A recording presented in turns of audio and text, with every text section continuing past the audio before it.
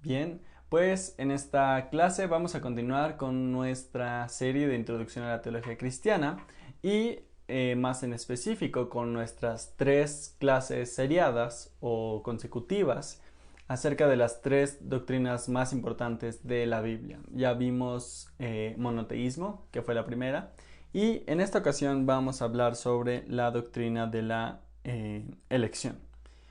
Entonces, recordemos cómo el profesor Tom Wright conecta estas tres enseñanzas. Lo mencionamos en la clase pasada, pero vamos a recordar esta frase.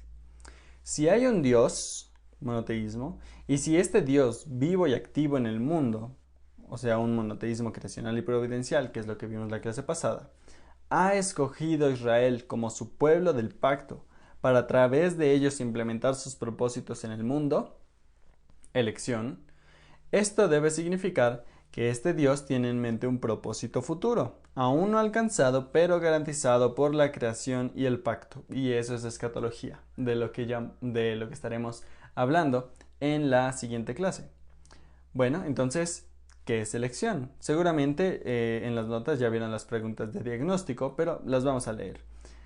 La primera pregunta es, ¿habías escuchado sobre la elección en un contexto cristiano? ¿Y qué has escuchado sobre la elección divina?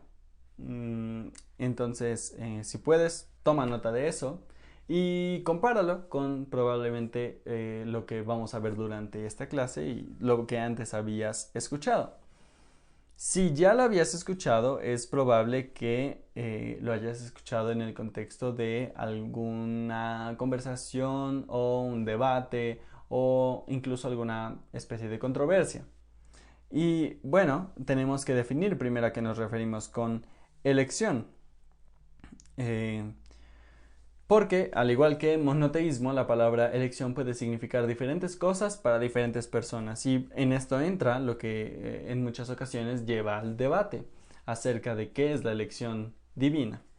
Por un lado, suelen estar los agustinianos, que surgieron en la Reforma Protestante y que enfatizan que Dios elige a quienes salvar. Algunos asumen que Dios no tiene que elegir a quienes no salvar, pero otros, pues por consideración a la primera premisa, si Dios escoge a quién salvar, Él también escoge a quién no salvar. Eso a veces también se debate dentro de este mismo grupo. Y por otro lado están los semipelagianos o arminianos o bueno, alguna otra corriente. No siempre es útil utilizar estas etiquetas, pero solamente por un fin pedagógico ahorita nos sirve. Entonces, por este lado están los semipelagianos que consideran esto una transgresión a la libre elección o el libre albedrío de cada individuo y consideran que Dios tiene los brazos abiertos para todos sin saber quién elegirá creer y quién no elegirá creer. Claramente el debate es mucho más profundo que este resumen y hay tanto fortalezas como debilidades en ambos argumentos, pero ahorita mi intención es simplemente mencionar, nombrar, no ignorar el hecho de que existe una especie de debate alrededor de la palabra elección. Sin embargo, en esta clase no vamos a entrar en ese debate, ya que es mi opinión personal que este debate comienza con la premisa equivocada. Y aunque es importante tomar tiempo para considerar el debate, porque es una conversación interesante e importante que debemos tener, creo que la definición o el retrato acerca de la elección en la Biblia es más profundo que este debate. De hecho, es más real y más narrativo, porque la Biblia es una narrativa, no es solo un libro de ideas. Entonces debemos ver cómo lo que nosotros llamamos ideas funciona a lo largo de la narrativa de la historia de la Biblia. Entonces, la premisa del debate que yo considero que es equivocada es que la elección es un estatus. Pero, como veremos en esta clase, la elección no es un estatus, sino una vocación, o en otras palabras, no es el fin, sino el medio. Entonces, ¿cómo podríamos definir la vocación de la elección si no es un estatus? Bueno, la elección consiste en que Dios ha elegido un pueblo por medio del cual planea rescatar su creación. Entonces, al igual que con el monoteísmo y más adelante escatología, no vamos a poder abarcar todo lo que podríamos decir acerca de la elección, pero tocaremos los puntos principales, fundamentales, que nos dan referencia para entender esta gran doctrina, tanto en el Antiguo como en el Nuevo Testamento. Y comenzamos con una observación. Si tú has leído la Biblia en algún momento, en cualquier parte de la Biblia, o si has escuchado alguna historia de la Biblia, es muy probable que te hayas dado cuenta que la nación de Israel ocupa gran espacio, que parece ser importante, y tal vez te has preguntado por qué. Tal vez te has sentido confundido por esto, tal vez alguien te ha dicho que no es importante realmente. Sin embargo, sí es importante. Es muy muy importante la nación de Israel para la historia de la Biblia y en ocasiones, al no comprender cuál es su papel, algunos optan por decir que no es importante o que no es relevante. Sin embargo, vamos a ver que Israel, y este es nuestro segundo punto, Israel es el pueblo elegido. Entonces podemos buscar en Génesis 12, Génesis 1 al 11 hablan acerca de la historia del Creador con los primeros humanos hasta la rebelión de la torre en Babilonia o la torre de Babel. Y a partir de este momento, a partir de Génesis 11 hacia adelante, Génesis 12 hacia adelante realmente, el enfoque cambia de un trato global de parte de Dios a un trato muy específico con este pueblo escogido. Ahora, Israel no fueron los primeros escogidos de Dios. Si nosotros vemos, los humanos son escogidos de entre la creación, de entre los hijos de Adán y Eva. Abel primero fue bendecido por Dios, pero quien realmente llevó la promesa de el descendiente de la mujer que derrotaría a la serpiente fue Set. Y de Set fue hasta el tiempo de Noé. Y tenemos una genealogía en el capítulo 5 de Génesis. Y luego Noé, de entre sus hijos, Sem es escogido. Pero el lenguaje no suele ser tan claro. Es más, se da por sobreentendido. Porque este es un documento hebreo y es muy importante para los judíos encontrar exactamente dónde comenzó su historia. Y también le dan un espacio para las historias que vinieron antes, pero el momento fundamental para la doctrina de la elección, especialmente una elección corporativa, es en Génesis 12. Y Génesis 12, 2 y 3 nos dicen: y haré de ti una nación grande, y te bendeciré, engrandeceré tu nombre, y serás bendición. Bendeciré a los que te bendigan, y al que te maldiga, maldeciré. En ti serán benditas todas las familias de la tierra. Entonces esto es una especie de pacto, promesa, poema que Dios hace a Abraham. Y tiene 7 líneas. Recuerden que el número 7 en la Biblia simboliza un proceso creativo o o algo que está completo, que tiene plenitud y perfección. Entonces es muy importante en la Biblia este número 7, y justo el momento fundamental de la elección de Dios de Abraham y su familia es una promesa, pacto, poema de 7 líneas. Y en estas 7 líneas se repite la palabra bendición de 5 maneras diferentes y en 5 ocasiones diferentes. Así que durante las primeras 6 líneas de las 7, pareciera que realmente la elección es un estatus, porque dice: haré de ti una nación grande, y te bendeciré, y engrandeceré tu nombre, y serás bendición. Y todo está enfocado a Abraham y su descendencia. Bendeciré a los que te maldigan, y al que te maldiga maldeciré.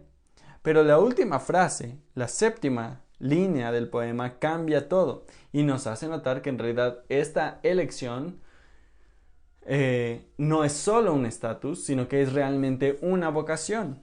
Porque dice: y en ti serán benditas todas las familias de la tierra. Si Dios solamente deseara bendecir a la familia de Abraham, o incluso a Abraham nada más, esta línea no tendría sentido. Pero la elección que Dios hizo de Abraham de Abraham y luego se convirtió en Abraham, para bendecirlo, era en favor de todo el mundo. Era una bendición que Dios quería dar a todo el mundo. Porque de nuevo, la elección no es un estatus, sino una vocación. Y no es lo mismo que favoritismo, como en muchas ocasiones, y precisamente ese es el punto de aquellos que ven la elección como un estatus. Y es el problema con los debates en ocasiones, que parece que cuando entra la palabra o alguien dice la palabra elección, nuestro cerebro capta favoritismo y no es lo mismo. Y en repetidas ocasiones, Dios habla acerca de no tener favoritismo, de no hacer acepción de personas. Santiago, la carta que escribió uno de los hermanos de Jesús, es mucho acerca de esto y tiene una gran parte en la que él se dedica a decir por qué en la familia de Dios no puede haber favoritismo. No tendría sentido que Dios lo tuviera de ese modo. Entonces no es lo mismo elección que favoritismo. Elección es el medio, no el fin. Pero entonces, ¿cuál es el fin? El fin es la bendición. Por eso 5 veces se repite la palabra bendición de formas diferentes. Una bendición para el pueblo escogido, claro, porque Dios los está escogiendo y les está favoreciendo en ese sentido, pero eso no es favoritismo cuando la última línea nos declara que todo es parte de un plan, porque la bendición, el verdadero fin, va a ser un fin no solo para Israel, sino para todo el mundo, para todas las familias de la tierra. Entonces, ya no es un estatus, ya no es favoritismo. Ahora se trata de una misión o de una vocación o de un llamado que Dios hace a través de la elección. Siglos después, cuando se cumplió la primera de estas promesas, Dios le dijo: te haré una gran nación. Después, cuando se convirtió en una gran nación, la descendencia de Abraham, Isaac, Jacob y los 12 patriarcas, ahora Dios tuvo que liberar a Israel de la esclavitud que estaba viviendo en Egipto. Y ahí él los hace salir de Egipto. Él se enfrenta contra el faraón y sus dioses. Y una vez que han escapado, que han cruzado incluso el Mar Rojo, Él los lleva a una montaña. Y en la montaña, o el monte Sinaí, Él les dice lo siguiente. Es Éxodo 19, 4 al 6. Vosotros habéis visto lo que he hecho a los egipcios, y cómo os he tomado sobre alas de águilas y os he traído a mí. Ahora pues, si en verdad escucháis mi voz y guardáis mi pacto, seréis mi especial tesoro de entre todos los pueblos, porque mía es toda la tierra, y vosotros seréis para mí un reino de sacerdotes y una nación santa. Entonces notemos especialmente en el 5 que Dios va a hablar ahora acerca de un pacto, porque ese pacto los convertirá en un especial tesoro entre todos los pueblos. Es otra forma de decir elección, que Dios tendrá un pueblo que será su tesoro de entre todos los pueblos. Eso es una elección, pero es una elección muy interesante porque Dios, Yahweh, que se está apareciendo aquí en el monte Sinaí, dice: mía es toda la tierra. Antes, en la época en la que esto se escribió, así no es como funcionaban las cosas. Antes, los dioses que eran adorados por los vecinos de los israelitas eran dioses locales y tribales. Entonces estaban los dioses de los amonitas, los dioses de los babilonios, los dioses de los egipcios. Y ellos tenían sus territorios delimitados. Y esa era el dominio y la jurisprudencia sobre la cual un dios tenía injerencia y tenía poder y ordenaba. Pero fuera de eso, ese dios no tenía poder ni garantizaba tu seguridad en ese territorio. Si la gente de ese territorio quería adorar a otro dios, el dios del territorio defendía su territorio, y castigaba a esa persona. O al menos eso es lo que las personas pensaban. Pero era muy extraño escuchar de algún dios que dijera: mía es toda la tierra, todas las naciones me pertenecen, pero los voy a escoger a ustedes para una misión especial. Y entonces el 6 dice cuál es la idea, cómo se va a ver o qué es lo que sucederá con este pueblo escogido, elegido. Y dice, vosotros seréis para mí un reino de sacerdotes y una nación santa. Santo significa consagrado a los dioses o a Dios en este caso. Entonces esta nación estaría consagrada a Dios. Pero al igual que elección, la santidad no es un fin sino un medio. La santidad, ahora no podemos abundar mucho en eso, pero ustedes notarán que es una palabra muy específica precisamente para los sacerdotes. Los sacerdotes debían santificarse, eso significa consagrar toda su existencia al servicio de Dios como intermediarios entre las personas y Dios. En este caso, ellos serían una nación santa. Y si vemos una frase antes, ellos serían un reino de sacerdotes. Eso tiene todo el sentido. Realmente está diciendo lo mismo con otras palabras. Entonces, este reino de sacerdotes no es solo un individuo que es intermediario entre otros individuos y Dios, sino que es un reino que es intermediario entre otros reinos y Dios. El pueblo de Israel tenía esa misión. Si Dios creó este mundo para ser gobernado por humanos sabios, lo más lógico es que cuando el mundo se ha corrompido, Dios elija humanos para rescatarlo. Y es precisamente esta la intención que Dios tiene. Incluso desde la promesa a Abraham, a los patriarcas, a José, e incluso en este punto cuando Dios los ha sacado de Egipto a los israelitas, Él no está planeando solamente para Israel, sino para todo el mundo. Y de algún modo, a través de esta gente, Dios traerá o tratará con el problema que ha infectado su buena creación en general y a las criaturas que portan su imagen en particular. Pero, ¿qué sucedió? ¿Fue Israel la solución al problema humano? ¿Cumplieron su llamado? No.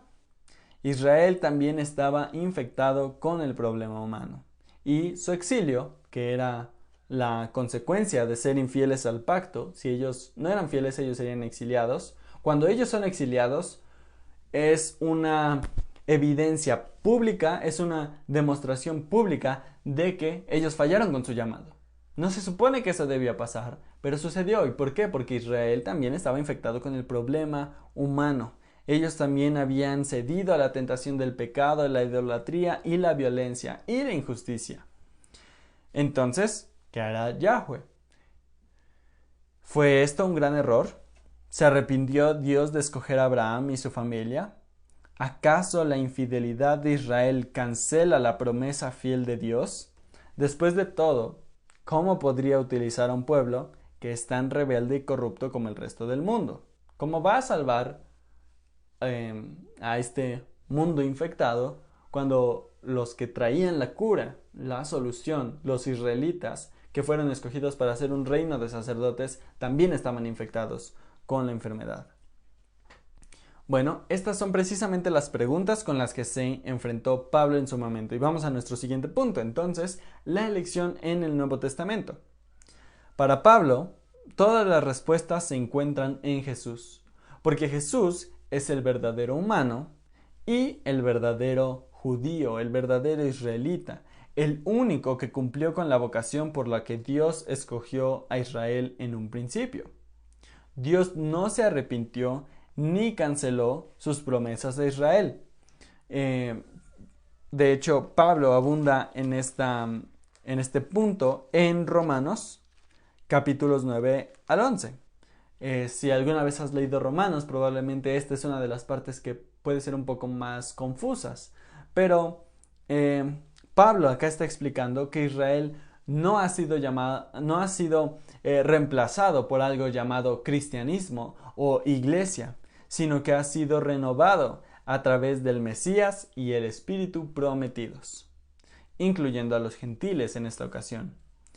El elemento clave sobre esto es muy importante y por eso lo quiero leer tal cual y que ustedes también lo puedan leer. El elemento clave sobre la elección en el Nuevo Testamento no es la superación de Israel, sino la expansión de Israel más allá de sus precintos étnicos y culturales. Entonces, Sí, Israel falló, ellos también estaban infectados con el problema, pero eso no significa que Dios canceló sus promesas con ellos. Él les prometió renovar sus promesas, no cancelarlas. Eh, y eso lo haría a través de un Mesías prometido, un rey prometido. Mesías significa ungido. Y el ungido podía hacer dos cosas. Y en este caso es ambas, Jesús. Sacerdote o sumo sacerdote y rey. Especialmente se hace un énfasis en el aspecto de rey, porque el rey ya es el representante de la nación y precisamente eso es lo que los autores del Nuevo Testamento creían acerca de Jesús. Pero entonces Dios no cancela sus promesas de Israel y no se convierte irrelevante el ser israelita. De hecho, en varias ocasiones en Romanos, Pablo dice, bueno, ¿cuál es la ventaja de ser judío? Hay muchas. Para empezar, a nosotros se nos confiaron los oráculos o las palabras de Dios. Y a través de nuestra nación llegó el Mesías, el Salvador del mundo. Y nosotros tenemos los profetas y tenemos la ley y tenemos los patriarcas. Hay muchas cosas buenas acerca de ser parte del pueblo de Israel. Y nosotros como cristianos debemos mostrar mucho respeto por el pueblo judío. Entonces debemos mostrar mucho respeto por ellos, porque a través de ellos Dios escogió abrirnos la puerta a su pueblo escogido. Tal vez más adelante haya oportunidad de comentar más al respecto, pero justo ahora, cuando la situación en Palestina parece estar muy inestable, muy violenta de hecho, es algo muy lamentable y quiero en este punto también hacer la distinción de que cuando estoy hablando del pueblo o la nación de Israel lo hablo en términos del periodo que abarca la Biblia, de los 1500 antes de Cristo hasta el primer siglo después de Cristo. Actualmente la nación de Israel, el Estado de Israel, es eso, es un Estado moderno de Israel independiente, pero no tiene toda la continuidad de la nación que conocemos o el reino, la monarquía que conocemos en la Biblia. Entonces, quiero hacer esa distinción porque es muy importante que seamos sensibles a la complejidad del problema que ahorita se encuentra en Palestina y, bueno, pues orar porque Dios pueda llevar paz no solamente al Estado de Israel, sino a el pueblo palestino, árabe también. Tanto unos como otros pueden ser reconciliados en el Mesías, en Jesús, y necesitan de nuestras oraciones. Más allá de esa anotación acerca del lenguaje del pueblo judío o pueblo de Israel, vamos a continuar. Entonces, cuando Jesús murió, lo hizo como un supuesto Mesías. De hecho, Pilato escribió sobre él, Rey de los Judíos, Jesús Nazareno, Rey de los Judíos, como un contendiente para ser el rey prometido. Pero todos los judíos sabían que un Mesías muerto era un Mesías falso. Sin embargo, si Jesús había resucitado, y ya vimos que hay buenas razones para creer que Jesús en verdad resucitó, entonces la única explicación debe ser que Jesús en verdad es el Mesías de Israel y como rey Mesías también es su representante. Entonces, repito, todo judío sabía que un Mesías muerto era un Mesías falso, pero no consideraron la resurrección. Y con la resurrección todo cambia, porque entonces todas las promesas ahora tienen sentido. Recuerden cómo vimos la semana pasada que la identidad de Jesús se entiende a través de experiencia y exégesis. Los autores del Nuevo Testamento experimentaron a Jesús y cuando vieron todo, especialmente su resurrección, ellos tuvieron que hacer exégesis, volver a la Biblia y estudiarla minuciosamente para entender lo que Jesús mismo les dijo, que no entendieron que la Biblia decía que el Mesías debía morir y resucitar. Y cuando volvemos al Antiguo Testamento puede no parecer muy obvio, a menos que tengamos los ojos para verlo en esta narrativa de monoteísmo, elección y escatología, porque una vez que tenemos esto correcto, esta visión tridimensional y de triple enfoque para estas tres doctrinas, entonces todo cobra sentido. Entonces, de acuerdo con las profecías de Mesías, del Mesías, lo que es cierto del Mesías es cierto de su pueblo, y a eso se le llama incorporación mesiánica, lo cual es muy importante para responder la pregunta cómo uno entra al pueblo de Dios. Pero vamos a ver eso en un momento, porque es realmente esta incorporación mesiánica la razón por la cual en el Nuevo Testamento el enfoque principal es hablar sobre este pueblo del Mesías. Las cartas que ocupan gran parte del Nuevo Testamento tienen que ver con la unidad y el amor y la santidad en el pueblo del Mesías, en las iglesias.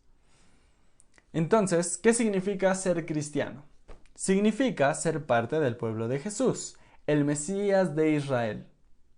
Y entonces la siguiente pregunta, muy lógica debería ser, pues para servir al rey de Israel, ¿no debería uno volverse judío o israelita?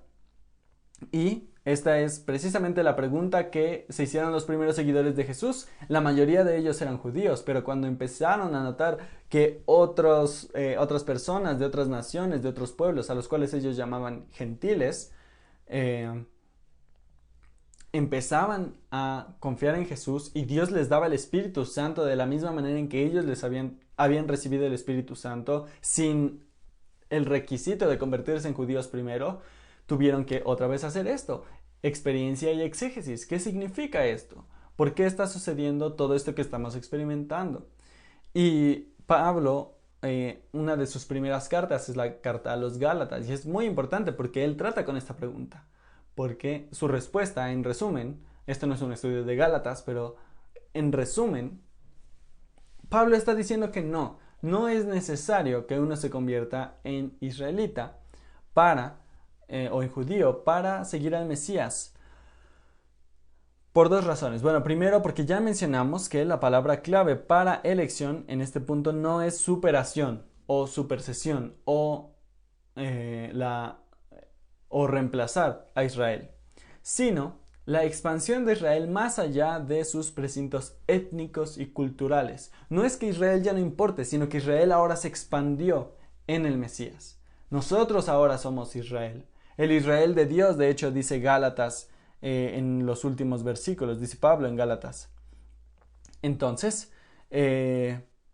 lo único que necesita es, de nuevo, comprender que esta es una expansión de Israel y que las cosas que Dios prometió a Israel han encontrado su cumplimiento en Jesús y en el Espíritu que han sido prometidos.